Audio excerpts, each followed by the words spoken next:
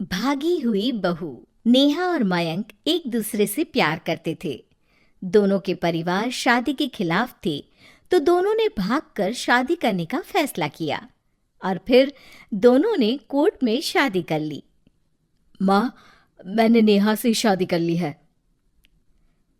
शादी कर ली है? कहाँ? कैसे? हमने तो देखी नहीं शादी। अब माँ, हम लोगों ने भाग कर शादी की है।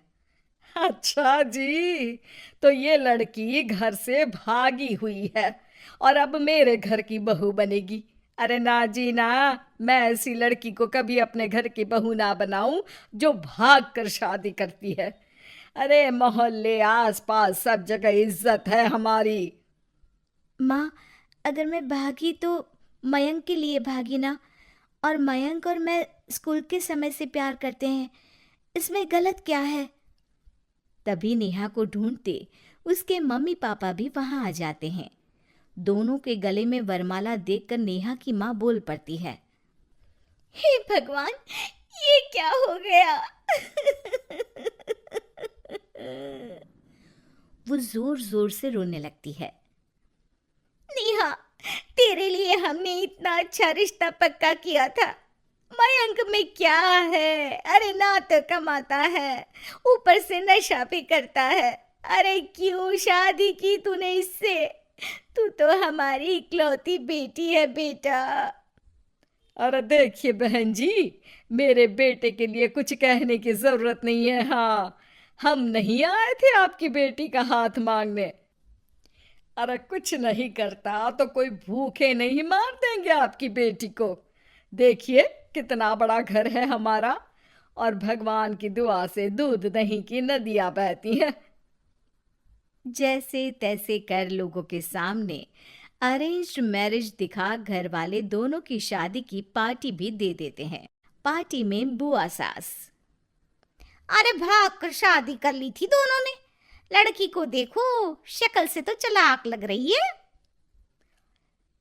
क्या? अरे पर रीटा बहन तो बोल रही थी कि दोनों की अरेंज्ड मैरिज है। तभी चाची कहती है, अरेंज्ड? अरे रीटा, अरेंज्ड करती तो कैसे इतने बड़े घर की लड़की लाती? लड़के में है क्या? अरे सिर्फ दिखता अच्छा है ना, पर ना कमाता ना धमाता, उल्टा नशा अलग से करता है। अरे पता नहीं भागी हुई लड़कियां किसी घर में टिकती भी है कि नहीं। दिन बीतते जाते हैं। एक दिन, अरे रीटा, हम लोगों को 2 दिनों के लिए पंजाब जाना पड़ेगा। मेरी बहन यानी कि तुम्हारी ननद की बेटी की शादी जो है। हाँ हाँ चलते हैं, लेकिन घर किसके भरोसे छोड़ दें? आजकल तो घर बंद रखना सेफ नहीं है। अरे माँ, टेंशन क्यों लेती हो? मैं और नेहा तो घर पर ही रहेंगे ना। अरे हाँ हाँ, तू तो मेरा बेटा है, लेकिन सच कहूँ मुझे इस लड़की पर रत्ती भर विश्वास नहीं है। अरे माँ, नेहा तुम्हारी बहू है। बहू? अरे जो लड़की भाग कर शादी कर सकती है, वो घर पर चोरी भी तो कर सकती है। मयंक को माँ की बात का बड़ा बुरा लगता है। वो नेहा की तरफ देखता है जिसकी आंख में आंसू भरे होते हैं। माँ जी, आप अपनी अलमारी में ताला लगा लो। हाँ हाँ, तो वो तो लगा ही दूंगी, लेकिन कहीं तू घर का बाकी का सामान भी। अरे भाई, भागी हुई लड़की का क्या भरोसा। धीरे धीरे दिन बीतते हैं। एक दिन नेहा घर के बाहर गार्डन में पेड़ों को पानी दे रही थी, तभी पड़ोस की बहू, अरे नेहा, कैसी हो? बहुत सुना है तुम्हारे बारे में, लेकिन तुम तो दिखती ही नहीं हो। हाँ, वो बस घर का काम करने में समय ही नहीं मिलता। अच्छा अच्छा, शाम को ना मेरे घर आना, बैठकर गप्पे लड़ाएंगे हम।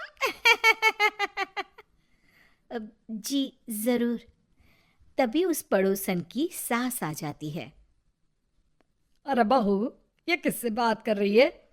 अरे माँ जी, ये ना शर्मा आंटी की बहू नेहा है, जो मयंक भैया की बीवी है। हाँ हाँ, बस सबको पता है ये कौन है और कैसी है। इससे ज्यादा मेल जोल रखने की कोई जरूरत नहीं है। पता है, भागी हुई लड़की है ये, शादी से पहले भागी थी ये। तभी वहां मयंक आ जाता है। क्या हुआ आंटी जी?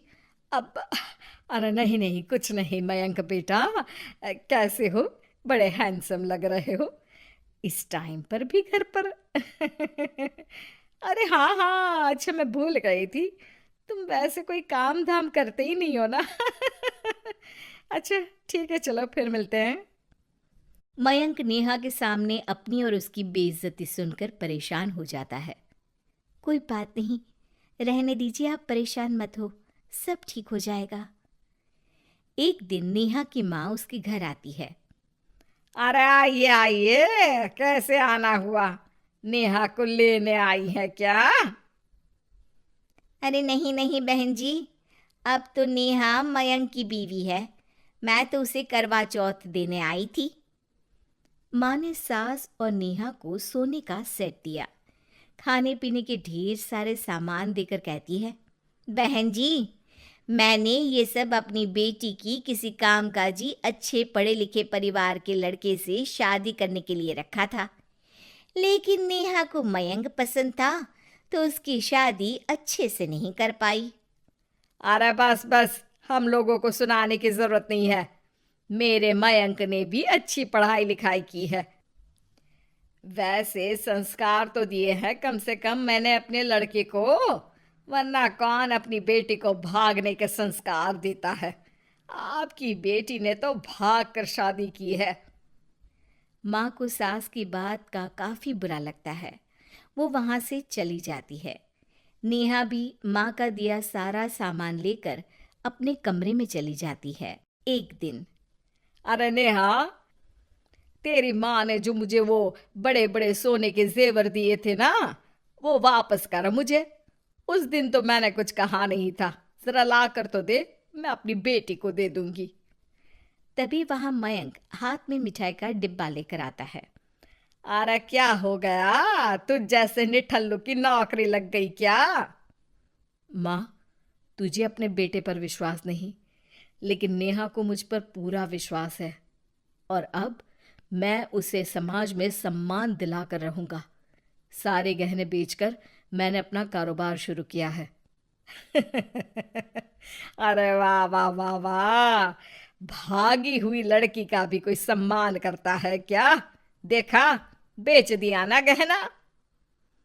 शाम को करवा चौथ की पूजा में सारे अड़ोस पड़ोस के साथ कई औरतें पार्क में पूजा कर रही होती है कि नेहा भी वहां आ जाती है। नेहा सज धज कर वहां की सभी महिलाओं में सबसे सुंदर लग रही थी। अरे अरे, तुमने भी व्रत रखा है क्या? किसके लिए? जिसके साथ भाग कर आई हो उसके लिए। तभी वहां मयंक आ जाता है। हाँ, जिसके साथ भागी है उसके लिए। आप लोगों को शर्म आनी चाहिए, एक औरत होकर एक औरत के साथ ऐसी बातें कर रही हैं। अगर नेहा भागी तो मैं भी तो भागा था, फिर अकेली नेहा क्यों जिम्मेदार हो? वो कम से कम आप लोगों से तो लाख गुना अच्छी है। आप लोगों ने एक अच्छे पैसे कमाने वाले इंसान से शादी की, लेकिन मेरी बीवी ने मुझ जैसे लड़के पर विश्वास कर ना सिर्फ मुझसे शादी की, पर मुझे ठीक राह पर भी लेकर आई। तो हाँ, जितनी नेहा जिम्मेदार है भागी हुई कहलाने को, तो मैं भी भागा हुआ ही हूं, लड़का हूं। तो इसका मतलब ये नहीं कि मैं जो करूं वो ठीक हो। सभी को मयंक की बात समझ में आ जाती है। वो नेहा को गले लगाकर साथ में पूजा करने लगते हैं।